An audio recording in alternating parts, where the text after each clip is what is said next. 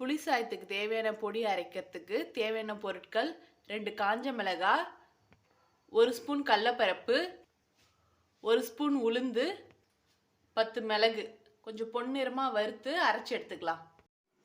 புளி கரைசலுக்கு ஒரு பெரிய லெமன் சைஸ் புளி எடுத்துக்கோங்க. அது நல்லா தண்ணியில் கரைச்சி தேவையான அளவுக்கு கொஞ்சம் உப்பு, 1 ஸ்பூன் மஞ்சத்தூள் போட்டு நல்லா கொதிக்க வச்சா இந்த மாதிரி கன்சிஸ்டன்சியில் வந்துடும். குழ குழப்பாக இந்த கன்சிஸ்டன்சியில் வந்தோடனே நிறுத்திடுங்க. நிறுத்தினா இதுதான் புளி கரைசல். புளி சாத பொடிக்கு வருத்தம் இல்லையா, இப்போ அதை அரைச்சிக்கலாம். நல்லா பொடி அரைச்சாச்சு.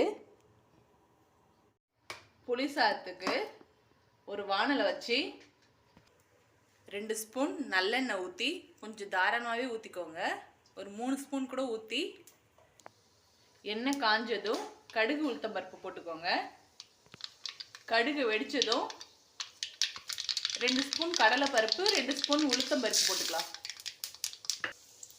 பொன்னிறமாக வறுபட்டதும் 2 காஞ்ச மிளகாய், 1 ஸ்பூன் பெருங்காயத்தூள், அரைச்சி வச்சிருக்க பொடியும் சேர்த்துக்கலாம். பொடியோட கலந்ததும் இப்போ நம்ம கரைச்சி வச்சிருக்க புளிசாரையும் சேர்த்துக்கலாம். நல்லா மிக்ஸ் பண்ணுங்க. ஒன்னோட ஒன்று நல்லா கலந்துருக்கு பாருங்க. இந்த ஸ்டேஜில் சாப்பாடை சேர்த்துக்கலாம்.